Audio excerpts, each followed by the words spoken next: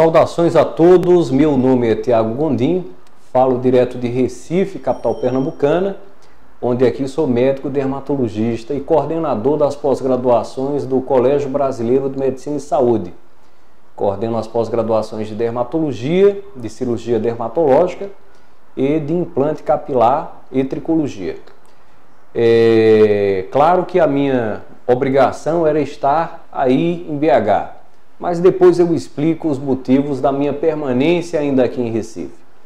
Antes de tudo, gostaria de agradecer o convite da professora Sandra Lyon e da professora Maria Aparecida Grossi e mandar o meu abraço ao professor Sérgio Costa Lima e Silva, coordenador da mesa, a Rafaela Salles, anfitriã, aos nossos colegas, o professor Eduardo Teixeira, do Rio de Janeiro, os doutores Bruno Reis Figueiredo, de Minas Gerais, e o Felipe Diniz, também de Minas Gerais, a nossa amiga professora Palova Misses, a quem admiro muito, e não poderia deixar um abraço especial para a nossa amiga Endria Cachille, do Rio de Janeiro, a quem tanto,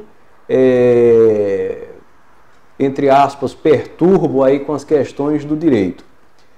Mas muito obrigado pela lembrança do meu nome em participar dessa mesa. Na realidade, nós tivemos um pequeno atraso do avião, né? Eu consegui bater uma foto, eles estavam fazendo alguns reparos, algumas manutenções, mas eu até preferi esperar um pouco mais e ir no avião da tarde, né? Ele não me parecia estar tão bem assim para fazer um voo para Minas Gerais. Então, vamos direto agora ao ponto. A nossa discussão sobre o tema que me foi passado, que é justamente o exercício da medicina regulamentado pela Lei 3.268/1957. Então, o que mudou até os dias de hoje? Então, eu começo apontando que a lei ela é de 30 de setembro, ela dispõe sobre os conselhos de medicina e dá outras providências, né?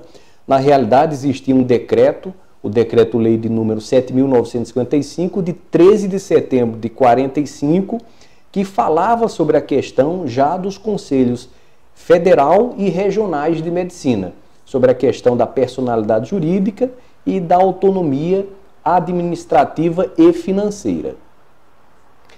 No artigo 2 dessa lei, já está lá mais afixado sobre a questão da supervisão da ética profissional em toda a República. É importante e interessante apontar que nessa lei ela já traz uma situação especial. A princípio, o Conselho ele deveria ser formado por 10 membros do Conselho Federal, né, 10 membros e respectivos suplentes, sendo que 9 desses 10 membros seriam eleitos por votação, por escrutínio secreto e maioria absoluta dos votos. Contudo, haveria um representante da Associação Médica Brasileira. Então isso já vem lá de 1957.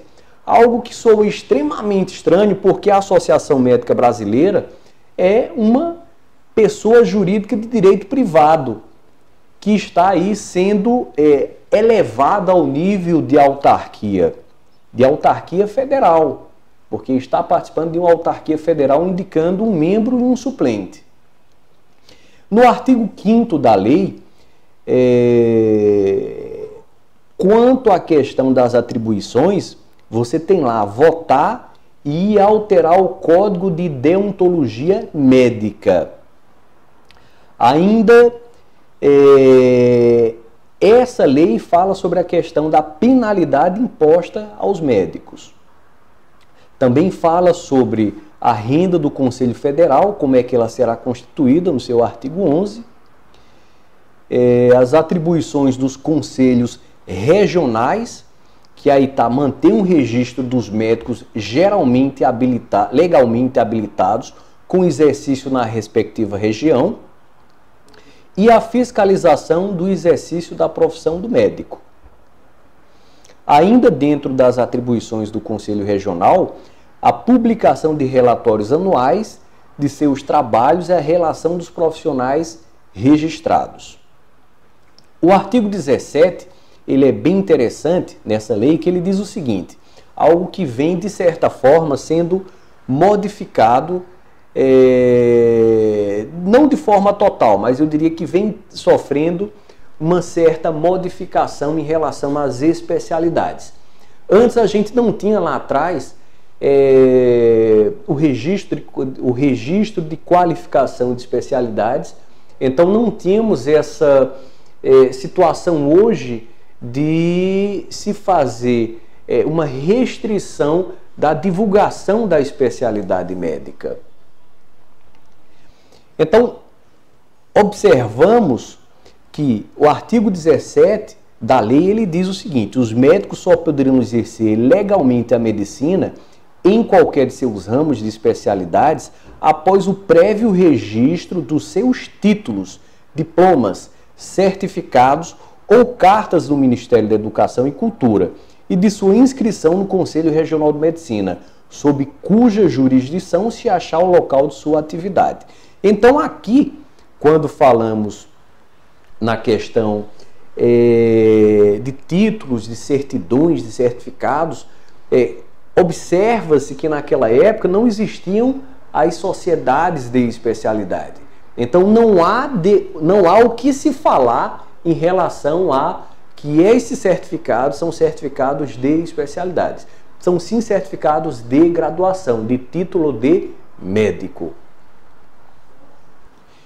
Então, mais adiante, no artigo 18, ele impõe que aos profissionais registrados de acordo com essa lei será entregue uma carteira profissional que os habilitará ao exercício da medicina em todo o país. No parágrafo 1º, ela coloca que o profissional ele pode inclusive exercer temporariamente em alguns estados que não o seu de origem, mas que se essa atividade for superior a 90 dias, deve haver uma inscrição secundária. O artigo 20 fala sobre a questão da própria divulgação da atividade médica. Então é interessante que a gente faça um comparativo com o que existe hoje. Claro que a lei é de 1957. Então ela dizia: todo aquele que mediante anúncios, placas, cartões ou outros meios quaisquer se propuser o exercício da medicina sem qualquer dos ramos ou especialidades, fica sujeito às penalidades aplicáveis ao exercício ilegal da profissão, se não estiver devidamente registrado. Então o que se cobrava era o registro do médico, para que ele pudesse fazer a divulgação da especialidade e da sua graduação médica. Quer dizer, ele divulga a profissão, divulga a especialidade, mas antes só havia necessidade da inscrição como médico. Isso é o que diz o artigo 20 da Lei 3.268 de 1957, assinada por Juscelino Kubitschek. Então, mais uma vez aqui o artigo 17, colocando que os médicos que só poderão exercer legalmente a medicina são aqueles que estão inscritos no seu conselho. Ok, então. Eis que em 1958 surge um decreto que regulamenta a Lei 3.268. Então, a princípio, a lei ela é muito superficial, digamos dessa forma.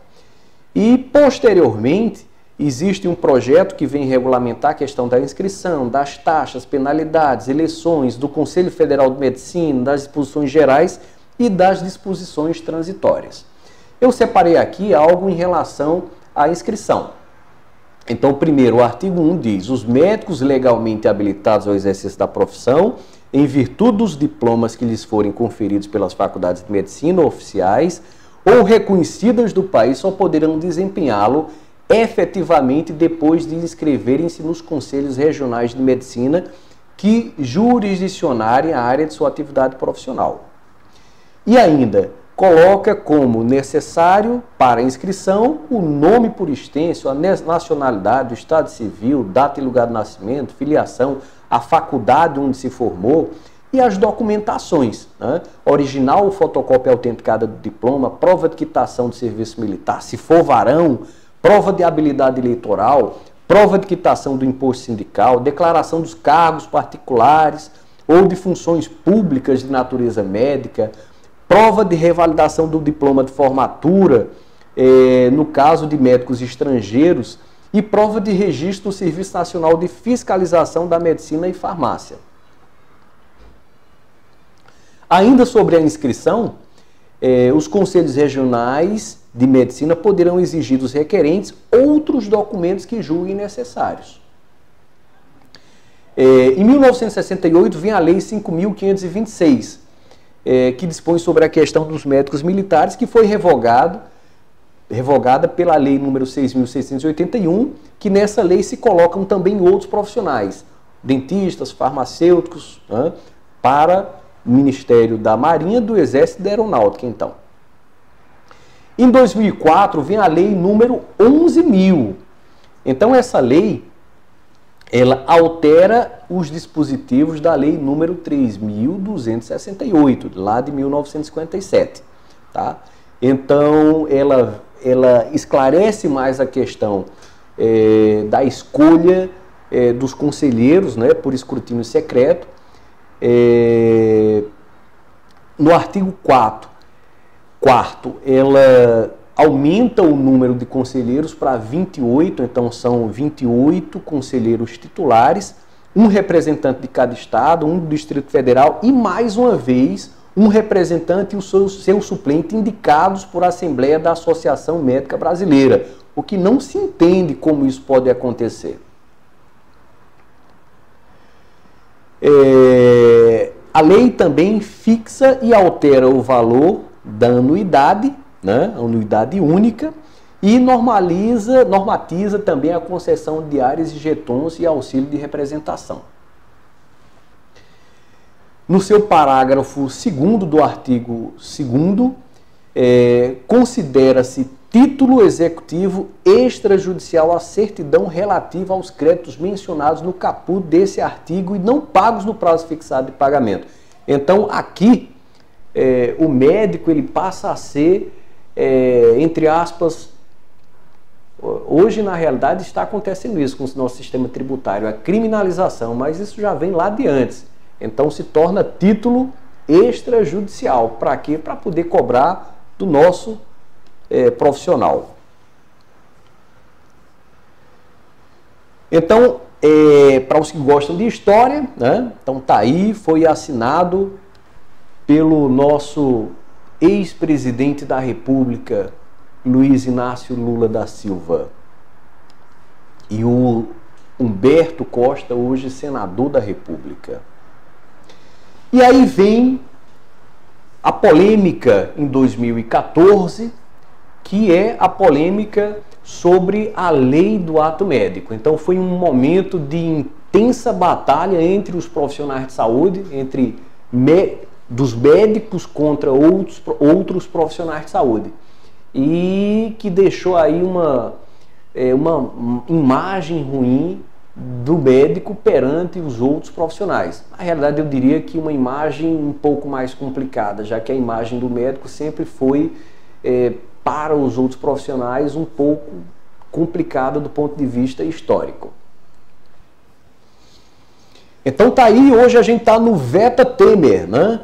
Antes era o Veta Dilma. E, na realidade, a lei número 12.824, ela teve muitos vetos. Uma lei de 10 de julho de 2013,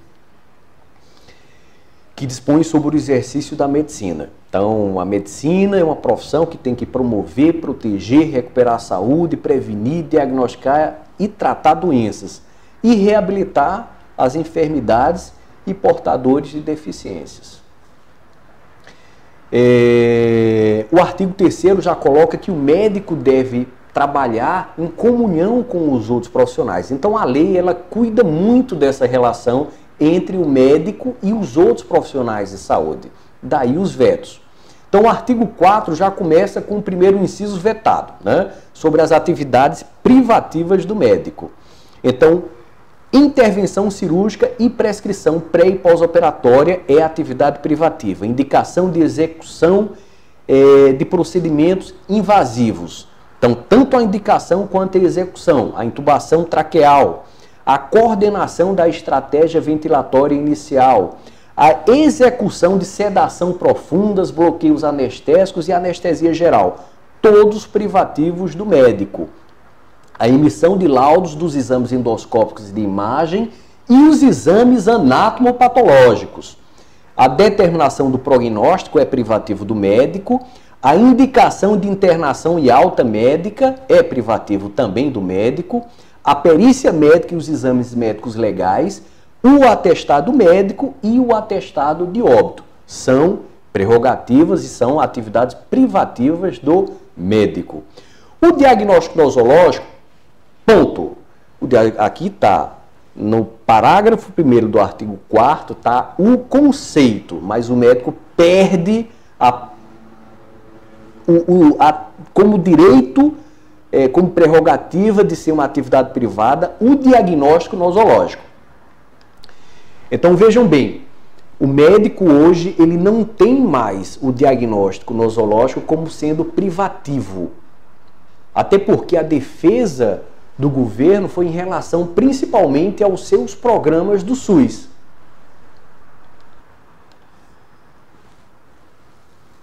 Esse mesmo artigo referencia a classificação estatística internacional de doenças e problemas relacionados à saúde como sendo o artifício para avaliação dessas nosologias, desses diagnósticos. O artigo 4 ainda impõe que os procedimentos invasivos são privativos do médico, só que no seu parágrafo 5º, ele diz, excetuam-se do rol de atividades privativas do médico: aspiração nasofaríngeo orotraqueal,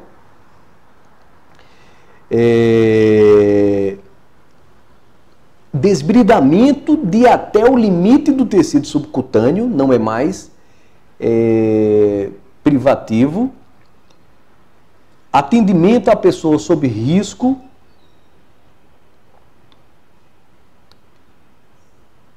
exames citopatológicos e seus respectivos laudos, coleta de material biológico para realização de análises clínico-laboratoriais e ainda procedimentos realizados através de orifícios naturais e estruturas anatômicas visando a recuperação físico-funcional e não comprometendo a estrutura celular e tecidual. Então isso aqui é importante. O parágrafo 4º do artigo 4º da Lei 12.824, a Lei do Ato Médico, o parágrafo 5, né, o parágrafo 5, ele traz que não estão no rol de atividades privativas do médico, né, do médico. Então, desbridamento até o limite do tecido subcutâneo, atendimento à pessoa sob risco de morte iminente, realização de exames de citopatologia e seus respectivos laudos e coleta de material biológico para a realização de análises clínicas e laboratoriais, além dos procedimentos realizados através de orifícios que não comprometam a estrutura celular e tecidual. O parágrafo 6º diz: o dispositivo neste artigo não se aplica ao exercício da odontologia. E o 7º diz: o dispositivo neste artigo será aplicado de forma que sejam resguardadas as competências de outras profissões, como assistência social, biologia, biomedicina, enfermagem, farmácia, fisioterapia, fonoaudiologia, nutrição, educação física, psicologia, terapia ocupacional e técnico e tecnólogo em radiologia. Então, são privativos do médico. Ainda no artigo 5º, perícia e autorias médicas, ensino de disciplinas especificamente médicas, coordenação dos cursos de graduação em medicina, bem como a coordenação de residências e cursos de pós-graduação que sejam específicos para médicos. Só que a administração de serviços de saúde não constitui função privativa do médico. Ainda no artigo 6º, impõe-se que a denominação de médico é para pessoas que tenham feito graduação em medicina. E que o artigo 7º, ele diz, compreende-se entre as competências do Conselho Federal de Medicina editar normas para definir o caráter experimental de procedimentos em medicina, autorizando ou vedando a sua prática pelos médicos. Como parágrafo único, a competência fiscalizadora dos Conselhos Regionais de Medicina abrange a fiscalização e o controle dos procedimentos especificados no caput, bem como a aplicação das sanções pertinentes em caso de inobservância das normas determinadas pelo Conselho Federal. Para os que gostam de história, a lei foi assinada pela presidenta Dilma Rousseff e pelo então Guido Mantega, participante do governo. Então, a que se deve os vetos? Primeiro, o inciso 1, lá do artigo 4º e também o parágrafo 2º, né? Formulação do diagnóstico nosológico e respectiva prescrição terapêutica foi vetado, porque haveria uma implicância em relação aos programas do SUS que têm os diagnósticos por outros profissionais. Também no inciso 8º e 10º do artigo 4º, indicação de uso de órteses e próteses exceto as órteses de uso temporário, e prescrição de órteses e próteses oftalmológicas. Então, em relação aos profissionais que trabalham com a questão oftalmológica, sem serem oftalmologistas, e os profissionais fisioterapeutas teriam suas atividades atrapalhadas. Ainda o inciso 1º e 2º do parágrafo 4º do artigo 4º, invasão da epiderme e derme com uso de produtos químicos ou abrasivos, invasão de pele atingindo o tecido subcutâneo para injeção, sucção, punção, insuflação, drenagem, instalação ou enxertia com ou sem uso de agentes químicos ou físicos. Então, na realidade, é neste momento, na realidade, melhor dizendo, é nesse momento que o dermatologista perde o peeling, porque não é mais atividade privativa, né, do médico a invasão da epiderme e derme com o uso de produtos químicos ou abrasivos. Ainda a aplicação de injeções de subcutâneo, intradérmicas, intramusculares, intravenosas, de acordo com a prescrição médica, a cateterização nasofaríngea, orotraqueal, esofágica, gástrica, anal, vesical e venosa periférica, de acordo com a prescrição médica, e punções venosas arteriais periféricas, de acordo com a prescrição médica. E, por último, o inciso 1º do artigo 5º, a direção e chefia de serviços médicos. Em verdade, o governo acreditava que o termo serviços médicos tinha alguns problemas de entendimento. Então, o que é serviço médico? Não ficou muito claro. O próprio Conselho Federal de Medicina tentou, inclusive, criar a única possibilidade de que alguns serviços de especialidade fossem trabalhados em suas chefias apenas por especialistas. Em 2013, então vinha a Lei 12.871, né, que fala sobre a questão da autorização para funcionamento de cursos de medicina e o projeto Mais Médicos para o Brasil. A princípio, o projeto Mais Médicos, ele tem como objetivo criar recursos humanos na área médica, né, para o SUS, diminuir a carência desses médicos em algumas regiões, fortalecer a prestação de serviços de atenção básica em saúde no país, aprimorar a formação de médicos no país e ampliar a inserção de médicos no SUS. Ainda fortalecer a política de educação permanente com integração ensino-serviço, promover a troca de conhecimentos e experiências entre profissionais e aperfeiçoar os médicos pela relação entre política pública, organização funcional do SUS e a própria integração de médicos e médicos estrangeiros, além de estimular a realização de pesquisas aplicadas ao SUS. O programa era oferecido a médicos formados em instituições superiores brasileiras ou com diplomas revalidados e médicos estrangeiros por intercâmbio médico internacional, sem necessidade de revalidação. Então aqui é interessante colocar isso, sem necessidade de revalidação. Então o governo terminou passando a perna ali no revalida e o médico do programa não tem essa necessidade.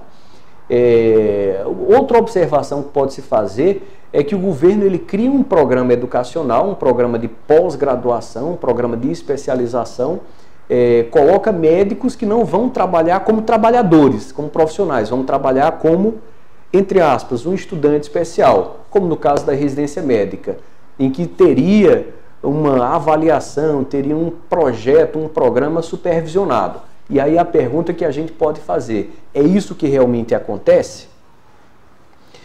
O artigo 14 diz que o aperfeiçoamento dos médicos participantes ocorrerá mediante oferta de cursos de especialização por instituição pública de educação superior. E o programa dura 3 anos, podendo ser prorrogado por igual período. Bom, e aí nós temos uma situação especial agora, com a eleição do presidente eleito, Jair Messias Bolsonaro. Ele traz uma situação que vai possivelmente mudar algo em relação a essas leis que nós temos no momento. Eu coloquei aqui o seguinte, em entrevista o então presidenciável, hoje presidente eleito, diz ser contra o Mais Médicos e promete criar a carreira de médicos de Estado. Então, na realidade, a carreira de médico de Estado é tudo que o médico sempre quis. Então, o médico ter um direcionamento aos locais onde há necessidade do médico, onde há necessidade do atendimento e que não há o médico, não há o atendimento médico. Então ele vai mais com um emprego federal, com uma carreira onde ele vai poder se dedicar à sua profissão sem correr os riscos da subserviência a políticos, da pressão de prefeitos, de vereadores, de governadores, dentre outros. Meus amigos, era isso que eu tinha para trazer. Desculpem a ausência, desculpe a ausência de estar com vocês, mas tenham certeza, meu coração está aí e hoje mesmo chegarei a Belo Horizonte, tomara que o avião já esteja pronto. Amanhã tem uma palestra sobre vitamina D. Muito obrigado, professora Sandra Leon, muito obrigado, professora Maria Aparecida Grossi, muito obrigado, Núbia, pelo convite, a participação nessa mesa. Espero que ela dê os frutos que nós precisamos que ela nos dê. Muito obrigado.